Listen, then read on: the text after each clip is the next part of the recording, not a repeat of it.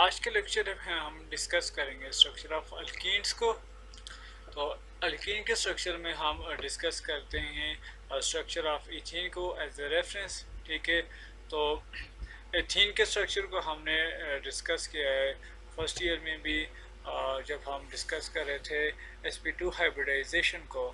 तो इथेन में क्या है, कार्बन जो है, दो ही कार्बन मौजूद होते हैं। ठीक है, ये इसका फार्मूला है, स्ट्रक्चर फार्मूला।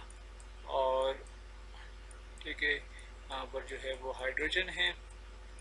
तो इसके अंदर जो है दो कार्बन मौजूद हैं और दोनों जो है वो sp2 हाइब्रिडाइज्ड हैं। ठीक है, sp2 हाइब्रिडाइज होने का क्या मतलब है? sp2 हाइब्रिडाइज होने का मतलब ये है कि हाइब्रिडाइजेशन में एक s और दो p ऑर्बिटल जो हैं वो आपस में ओवरलैप हुए हैं। ठीक है, और इनके नतीजे में कितने ऑर्बिटल बने हैं? 3 sp2 हाइब्रिडाइज ऑर्बिटल बने हैं। ठीक है, तो ये आपके पास 3 sp2 हाइब्रिडाइज ऑर्बिटल बनेंगे। ठीक है, इस तरह से दो और भी बने होंगे। तो अगर हम यहाँ पर इसके स्ट्रक्चर को देखें तो मीथेन में क्या हो रहा है, कार्बन और हाइड्रोजन के दरमियान सिग्मा बॉन्ड है। ठीक है, तो और तीसरा जो है वो सिग्मा बॉन्ड कार्बन का वो दूसरे कार्बन के साथ है।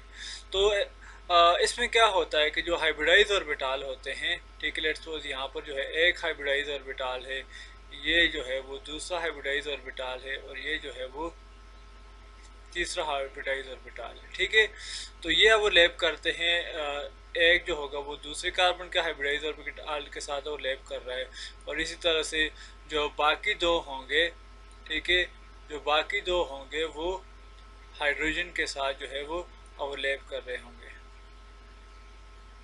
ठीक है, ये आपने बात याद रखनी है कि हाइब्रिडाइज ऑर्बिटल्स को आप जो है वो इस तरह से ड्रा करते हैं। ठीक है, और जो अनहाइब्रिडाइज पी ऑर्बिटल होते हैं वो आप उनको इस तरह से ड्रा करते हैं। तो इसमें क्या हो रहा है कि कार्बन और कार्बन के दरमियान जो है वो ओवरलैपिंग है। ठीक है, और इस ओवरलैपिंग में जो है वो हेड टू हेड ओवरलैपिंग है। यहाँ पर एक सिग्मा बॉन्ड बन रहा है कार्बन और कार्बन का, और यहाँ पर जो है हाइड्रोजन के साथ जो है वो सिग्मा बॉन्ड बन रहा है। ठीक है, और दूसरा हाइड्रोजन जो है वो यहाँ पर है, तीसरा यहाँ पर, और चौथा जो है वो यहाँ पर मौजूद है। ठीक है, और अब हर कार्बन के पास जो है वो एक अनहाइब्रिडाइज पी ऑर्बिटल मौजूद है।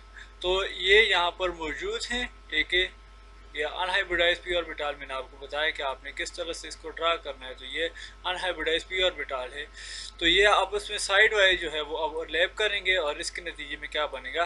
पाई बॉन्ड बनेगा। अब जो यहाँ पर इलेक्ट्रॉन है, ठीक है, पाई बॉन्ड के अंदर जो मौजूद हैं ये हैं डीलोकलाइज। डीलोकलाइज का मतलब ये है कि ये जो है ये लेट्स सपोज प्लेन है, तो इसके अबव भी हैं, इसके ऊपर भी हैं, और ये जो है इस प्लेन के नीचे भी हैं।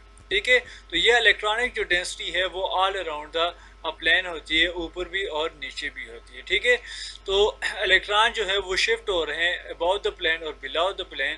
तो ये शिफ्टिंग इतनी फास्ट होती है कि आप ये कह सकते हैं कि अबाउ और बिलो द प्लेन जो है वो इलेक्ट्रॉन जो है वो मौजूद हैं। तो जो ही इनको रिएजेंट मिलता है तो ये क्या करते हैं? अटैक करते हैं इलेक्ट्रोफाइल के ऊपर। ठीक है, तो इलेक्ट्रोफाइल के ऊपर ये अटैक करके डिसंगेशन जो है वो शो कर सकते हैं।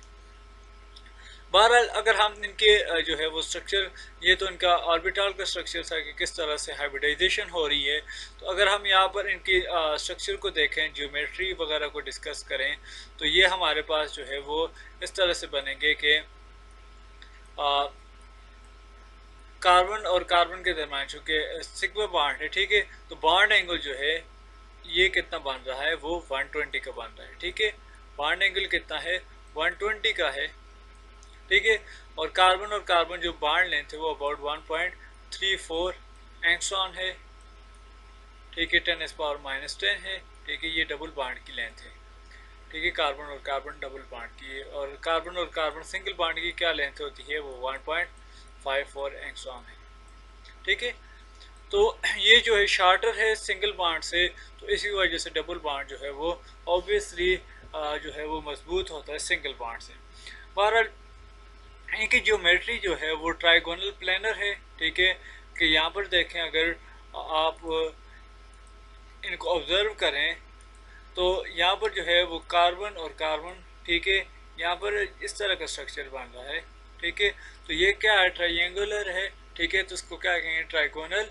और दूसरा जो है एक ही प्लेन के ऊपर है, कोई भी एटम जो है वो प्लेन से बाहर नहीं है, मतलब ये इस तरह से नहीं है कि एटम जो है वो सॉरी एक हाइड्रोजन जो है वो ऊपर है और बाकी जो है वो प्लेन के ऊपर है, बिल्कुल एक ही प्लेन के ऊपर है, एक दूसरे के एडजेसेंट है सारे, जिस तरह से पेज के ऊपर कोई चीज़ पड़ी हुई है, ठीक है, तो उस तरह से ये प्लेनर स्ट्रक्चर है इनका।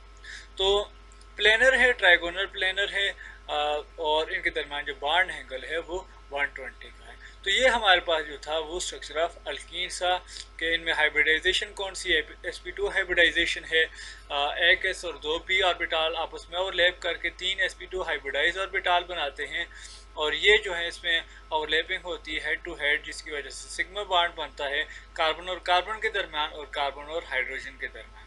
और एक अनहाइब्रिडाइज ऑर्बिटाल होता है, वो साइड वाइज ओवरलैपिंग करने की वजह से एक जो है वो पाए बॉन्ड जो है वो बना देता है। तो इसके जो इलेक्ट्रॉन्स होते हैं वो डीलोकलाइज होते हैं above and below the plane, जो इसकी रिएक्टिविटी को क्या करते हैं, इंक्रीज करते हैं।